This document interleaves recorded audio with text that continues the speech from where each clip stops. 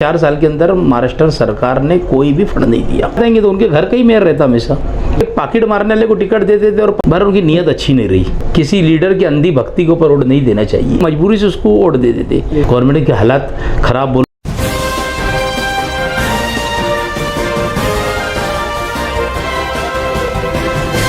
मानव समाचार, मानवता के हक में। वेलकम टू मानव समाचार। आज हमारे स्टूडियो में एक ऐसी शख्सियत मौजूद हैं जिनका सियासत में एक अलग मुकाम और एक अलग नाम है। तमाम पार्टियों के लीडरान के साथ जिनके ताल्लुकात हैं और एक अलग लेवल पर इन्होंने शहर भर में सियासत की है और अपने आप को मनवाया है। अपनी सलाहियतों को बतौर सियासतदान इन्होंने मनवाया है और तवील अरसे से वो सियासत में मौजूद हैं। मैं जिन शख्सियत के बारे में बात कर रहा हूँ वो साबिक सदर बल्दिया रह चुके हैं और एक बाअसर सियासी शख्सियत हैं। फिलहाल वो राष्ट्रवादी कांग्रेस पार्टी से कारपोरेटर हैं। मेरी मुराद है एजाज बेग साहब से। आज एजाज बेग साहब हमारे स्टूडियो में मौजूद हैं। आइए हम उनसे मालेगांव की सियासत और जो हालात इस वक्त सियासी हालात जो शहर में चल रहे हैं उसके बारे में बातचीत करते हैं। जी, मैं पहला सवाल करना चाहता हूं आपसे कि मालेगांव में इस वक्त जो सियासी हालात चल रहे हैं और सियासी पार्टियों के जो हिकमत अमली जिस पर काम किया जा रहा है उसके बारे में आपका क्या ख्याल है? सबसे पहले तो मैं आप लोग का शुक्रिया अदा करता हूँ कि आप लोग ने मुझे यहाँ पर बुलाकर मेरा इंटरव्यू लेने का एक मौका दिया।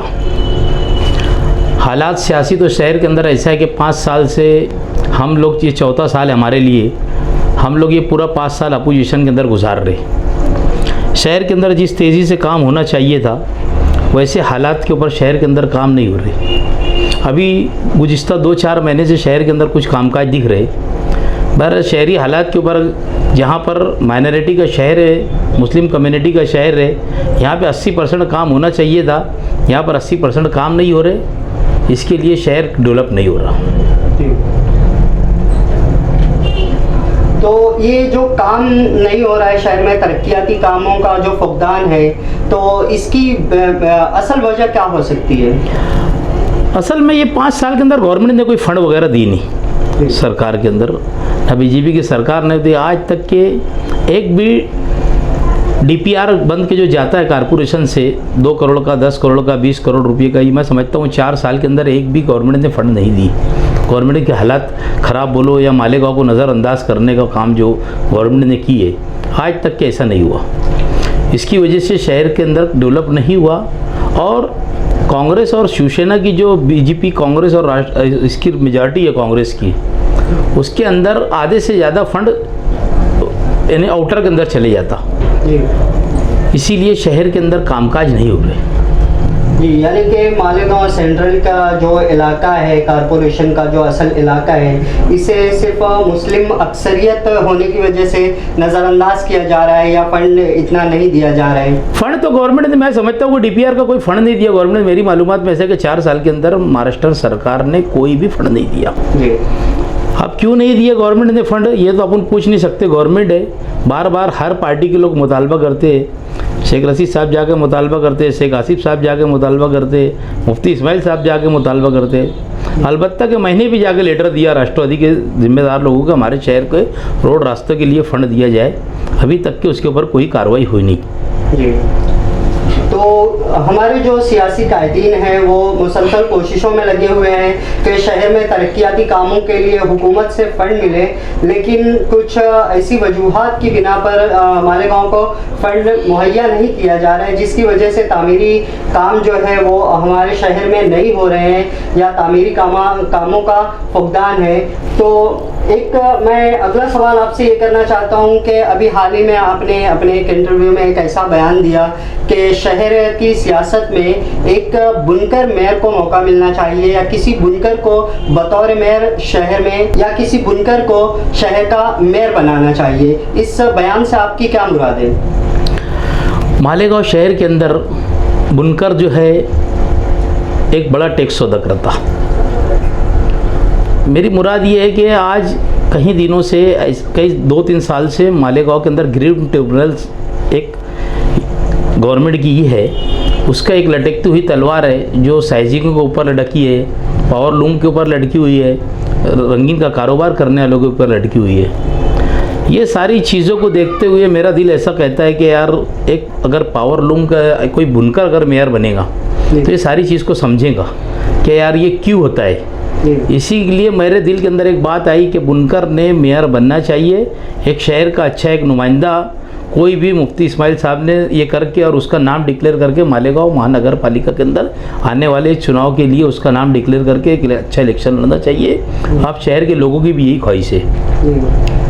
यानी आपके कहने के मुताबिक आपका ये मतलब है कि जो शहर है वो बुनकरों का शहर कहा जाता है, मालेगांव शहर, इसमें जो है अक्सर आबादी जो है वो पावरलूम सनत से मुंसलिक है। तो अगर इनमें से ही कोई बंदा अगर मेयर बनता है या इक़्तिदार में अगर वो उसकी हिस्सेदारी होती है तो वो इनके जो बुनकरों के मसाइल हैं उनको बेहतर तरीके से समझ के इसका हल निकाल सकता है। सही बात है, अगर बुनकर रहेगा तो उसका हल निकालेगा। आज मालेगांव के अंदर डेवलपमेंट प्लान के भी अभी तक के कम से कम मैं समझता हूँ 2001 से आज तक के मालेगांव का डीपी बना नहीं है, जिसे डेवलपमेंट प्लान बोलते हैं। अगर अब नया डेवलपमेंट प्लान का अभी टेंडर निकला है, ये साल 2 साल के अंदर डेवलपमेंट प्लान जब ये होगा तो रिजर्वेशन उसके ऊपर डाला जाता है। रिजर्वेशन के ऊपर कहाँ पर क्या चीज़ रहेंगी, कहाँ पर गार्डन रहेगा, कहाँ पर अपने पार्किंग जोन रहेगा, हर चीज़ का जो उसके अंदर ये किया जाता है, कहाँ शादी हॉल रहेंगे, टोटल चीज़ डेवलपमेंट प्लान के अंदर बन के आती है। तो अगर कोई बुनकर बिरादरी का नुमाइंदा अगर इसके ऊपर आएगा तो सारी चीज़ों के ऊपर जो ग्रीन ट्रिब्यूनल से लेकर ये सारी चीज़ का ये उसको अच्छी तरीके से समझेगा।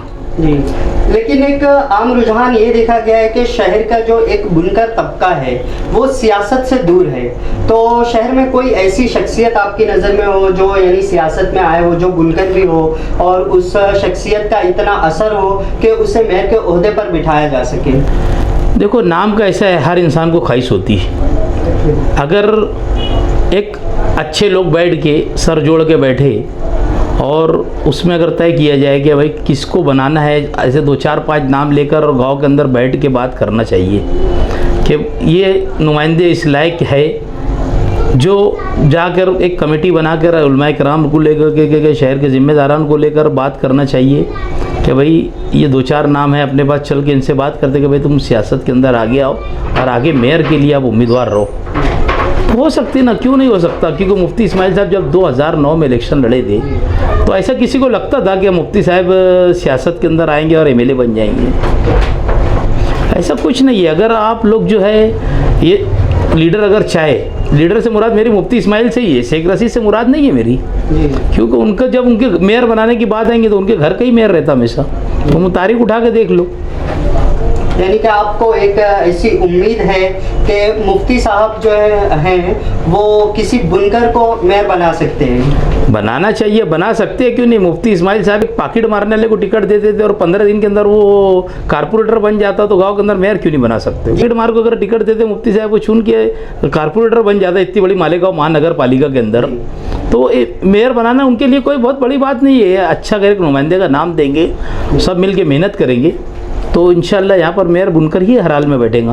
और मेरी तो पूरी तरीके से ख्वाहिश है कि कांग्रेस की अजरदारी ख़त्म होना चाहिए। हर वक्त तो इन्हीं के घर का मेयर रहेगा, इन्हीं के घर का सब रहेगा, तो ये बिल्कुल नहीं चलने वाला। अब शहर जागरूक हो चुका है और आने वाले कारपोरेशन के अंदर लोग हिसाब चुका देंगे इनको। जी, मैं आपसे एक सवाल ये करना चाहता हूँ कि आपका एक इतना तवील सियासी सफ़र रहा है, आपने एक अपनी पार्टी के लिए इतनी मेहनत की है, ग्राउंड लेवल पर आके आपने पार्टी को इस्तेहकाम बख्शा है, मजबूती दी है आपने अपनी पार्टी को, तो क्या वजह है कि आपको अभी तक मेयर बनने का मौका नहीं मिला? मैं खड़ा हुआ था मेयर के इलेक्शन के अंदर, मेरी बदकिस्मती थी कि मैं हार गया। खैर कोई बात नहीं, हार और जीत तो लगी है। अब वक्त तो आएगा, अल्लाह ताला जिस दिन मेरे नसीब में लिखे रहेगा तो वो उस दिन होके रहेगा। अभी तो फिलहाल मैं तो यही कहूँगा कि बुनकर मेयर की पुकार है और उसको बुनकर, कोई भी मेयर बुनकर नुमाइंदा आगे आना चाहिए। मैं हर हाल में कहीं पर भी रहूँगा, मैं बुनकर मेयर बनाने की बात आएंगी, मैं मेरी वोट बुनकर को दूंगा। ये मेरा अपना रुझान है और शहर के अच्छे अच्छे लोगों को, पढ़े लिखे लोग भी यही चाहते। बुनकर बिरादरी के अंदर भी इसके लिए मैं बेदारी पैदा करूँगा कि भाई शहर से एक नारा दो कि आपकी बार बुनकर मेयर।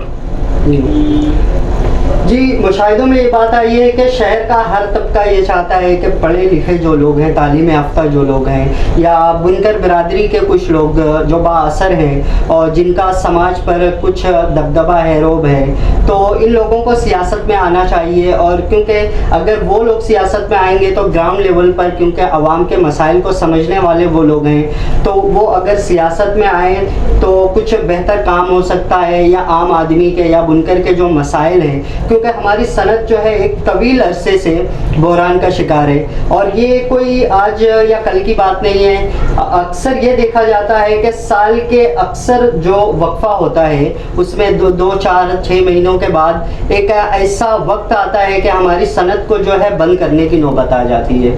तो इसके लिए अक्सर लोगों का ये ख्याल होता है कि किसी पढ़े लिखे आदमी को सियासत में आना चाहिए और इन मसाइल पर गौर व फिक्र करनी चाहिए। लेकिन अक्सर ये भी देखा गया है कि इस तरीके की सिर्फ बातें होती है, अमली तौर पे इस पर कोई काम अभी तक होता हुआ दिखाई नहीं दिया है। और अक्सर लोग जो हैं तालीम याफ्ता, वो ये बातें करने लगते हैं कि सियासत में आकर हम कुछ नहीं कर पाएंगे, या उनमें इतनी हिम्मत नहीं होती कि वो सियासत में आएँ और इस मसले को उठाएं और काम करें।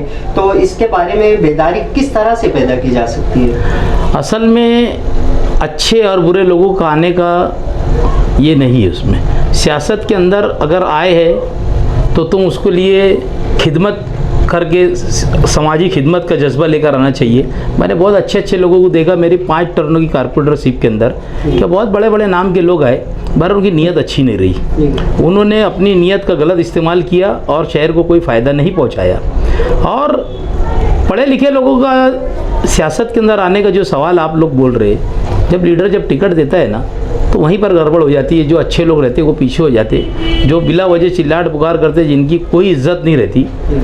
मैं तो एक बात आपके चैनल से ज़रूर बोलूँगा कि शहर के अंदर जो वोटर हजरात से मैं अपील करूँगा कि कोई भी पार्टी का मानने वाले होंगे, कारपोरेशन के इलेक्शन के अंदर तो मैं समझता हूँ कि आदमी को देखकर वोट देना चाहिए, किसी लीडर की अंधी भक्ति के ऊपर वोट नहीं देना चाहिए। ये सब अंधी भक्ति की वजह से जितना होता है, जो खराबा है इस कारपोरेशन के अंदर है। जैसे पक्के इलाके आज बोला जाता है कि मुफ्ती इस्माइल साहब के मानने वाले लोग, मुफ्ती साहब अगर किसी को भी टिकट दे दिए, गलत आदमी को भी टिकट दिए, तो लोग मजबूरी से उसको वोट दे देते। शेख रशीद साहब का जिस इलाका है, जैसे ये इलाके में शेख रशीद साहब का एरिया बोला जाता है, रौनकाबाद वगैरह से इधर लेकर पूरा दातार नगर वगैरह कुसुम्बा रोड हो गया, तो इनका नाम से लोग ये किसी गलत आदमी को भी टिकट दे देते, तो वो उनके नाम से टिकट वो वोट दे देते और वो चुन के आ जाता, और उसका भुगतान आवाम को, वार्ड की आवाम को भुगतना पड़ता। कारपोरेटर 5-5 साल कारपोरेटर मिलता नहीं है। जिस दिन चुन के आता उस दिन के बाद उसको बेचारे को ना वहाँ सिक्का मारने का रहता, लोगों को ना साइन मिलती ना कुछ मिलता, लोग हालात को परेशान हो जाते, नहीं मिलता, 5 साल उनका ख़राब हो जाता।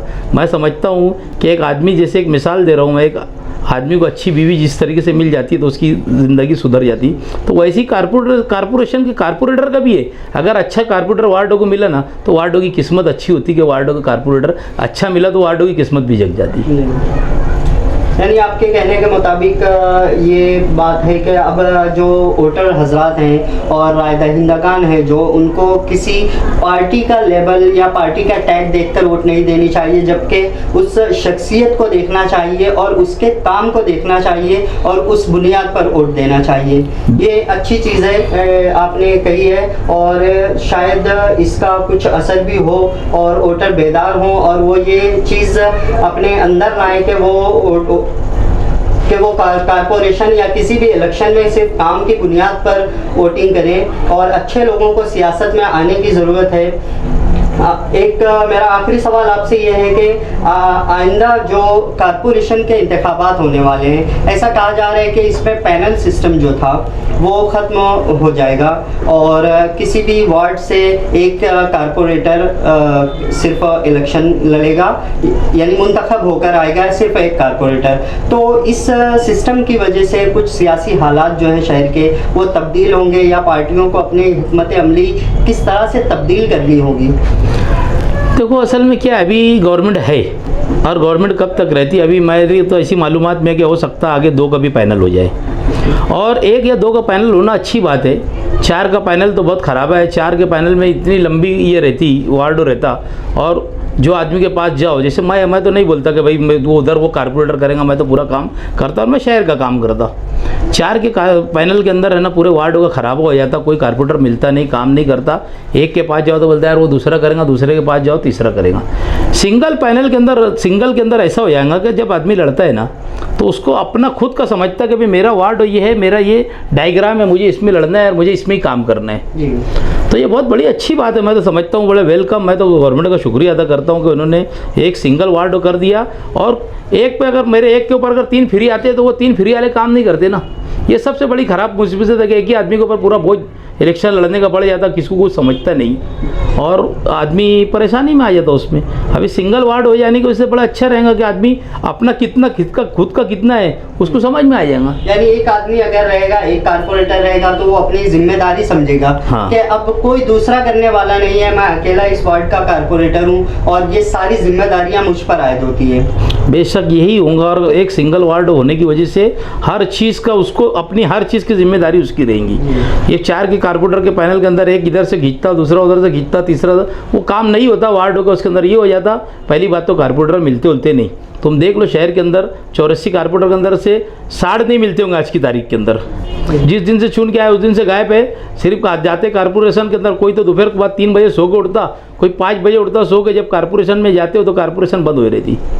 ऐसे हालात है शहर के अंदर। तो इसके लिए मैं आवाम से अपील करूँगा कि जो कारपोरेशन का आने वाला इलेक्शन है, जब असेंबली का इलेक्शन रहेगा तो लीडर के बोलने के ऊपर वोट दे देना। बहरहाल कारपोरेशन के इलेक्शन के अंदर तो जो है ना आदमी देखकर वोट देना चाहिए और उसको इतनी वार्डों के लोगों ने इतनी लगाम खींच के रखना चाहिए कि हम तुझको चुन के दे रहे, हम किसी के बोलने पे नहीं दे रहे, काम हम तेरे से लेंगे। आपका ऐसा था यहाँ लीडर के बोलने के ऊपर लोग वोट दे देते। लीडर बोलता मेरा टिकट जा, तू वहाँ से लड़ दे, आदमी चुन के आ जाता। कोई रहता का और चुन के कहाँ से आ जाता। वो आज वार्डों की हालत इतनी ख़राब हो जाती कि बेचारे 5 साल रोते, ना गटर साफ होती, ना पानी आता वार्ड के अंदर, ना कोई चीज़, हर चीज़ की उनको तकलीफ है। आज इतने हालात ख़राब है, कोई वार्ड के अंदर चल के देखो तुम रोड रास्ते है ना, आज 5 साल का अरसा गुजर गया, लोगों ने नहीं बनाए। तो कारपोरेटर एक अच्छा मिलना भी एक किस्मत की बात है वार्डों के लोगों को। आइंदा कारपोरेशन इलेक्शन से मुतालिक आप लोगों की कुछ हिकमत अमली बनाई है आपने कि किस तरीके से आप काम करेंगे या किन लोगों को टिकट दिया जाएगा? क्योंकि अभी तक तो ऐसे हालात रहे हैं कि अक्सर अवाम का ये कहना होता है कि हमारे मोहल्ले से किसी दूसरे मोहल्ले के आदमी को टिकट दे दिया जाता है, वो कारपोरेटर बन जाता है और उसके बाद 5 साल तक के, जैसा आपने भी कहा कि 5 साल तक कारपोरेटर महल्ले में या वार्ड में दिखाई नहीं देते। तो आपने कुछ ऐसी हिकमत अमली बनाई होगी कि जिसकी वजह से अच्छे लोगों को टिकट दे आपकी पार्टी और अच्छे लोग चुन करके आए। टिकट देना लीडर का काम होता। मैं लीडर कोई किसी पार्टी का लीडर नहीं है, मैं एक छोटा सी कारपोरेटर है और हिकमत अमली करने का काम जो है मैं 5 साल पूरा काम करता। जिस दिन चुन के आता उसके 5 मिनट के बाद से मैं काम करने लग जाता। यही मेरी हिकमत अमली है कि मैं पूरा 5 साल लोगों का क्या, वार्डों के लोगों का, शहर का काम करता हूँ। आपने देखा होगा कि अभी कोरोना के अंदर मैंने जो काम किया इसको तो इस शहर के लोग कभी फरामोश नहीं कर सकते। मैंने 15-15, 16-16 घंटे, 14-14 घंटे मैंने काम किया। सब शहर के अपने आप को रुस्तम बोलने वाले जो है वो सब भाग गए थे छोड़ के, बाकी मैंने आखिरी तक के दामन नहीं छोड़ा। मैं घर के ऊपर, मेरे घर के लोग मुझे फ़ोन करते थे, मैं जीवन हॉस्पिटल में रहता था, मैं फारान में रहता था, मैं सारा में रहता था। मेरे घर के लोगों को मैं झूठ बोलता था कि मैं यहाँ है वहाँ है, दिल नहीं मानता था। एक फ़ोन बंद करो तो दूसरे का फ़ोन आता था।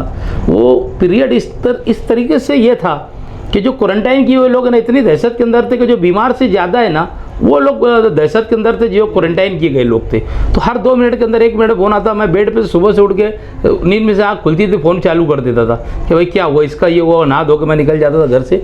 मैंने यही काम किया और हम लोगों को काम करने की आदत है। इसके लिए हमारे को कोई लीडर उडर की और किसी की ये ज़रूरत नहीं है हमको कि ये लीडर टिकट देगा और तो हम चुन के आएंगे और वो काम करेगा। हमारा अपना खुद काम है। वार्डों के लोगों की जो चाहत है हमारे तय, तो यही है कि यार हमारा वार्ड का कारपोरेटर एजाज बेग काम करता। कोई भी ज़रूरत नहीं है मेरे वार्ड के अंदर, क्या चीज़ नहीं है। कोई अगर पूरे वार्ड का, पूरे शहर के कारपोरेटर का मुआवजा करेंगे तो सबसे ज़्यादा आज मेरे वार्ड के अंदर है। मैंने 50 लाख रुपए का लेडीज जिम बनाया, इंशाल्लाह अभी जल्दी से उसका इफ्तिताह करूँगा। सामान का टेंडर 2-4 रोज़ में निकल जाएगा। मैंने हॉल बनाया, मैंने गार्डन बनाया। मेरे वार्ड के अंदर रोड रास्ते आप आके देख लो। तो काम करने का यही हिकमत रहना चाहिए आदमी की। वार्ड चुन के दिए लोगों ने तो वार्डों के अंदर काम करो बस। जिस आवाम ने चुन करके दिया है हमें उनकी खिदमत के लिए और एक जिम्मेदारी समझकर इस काम को करना चाहिए। इसी तरह शहर की छोटी बड़ी खबरें, तामीरी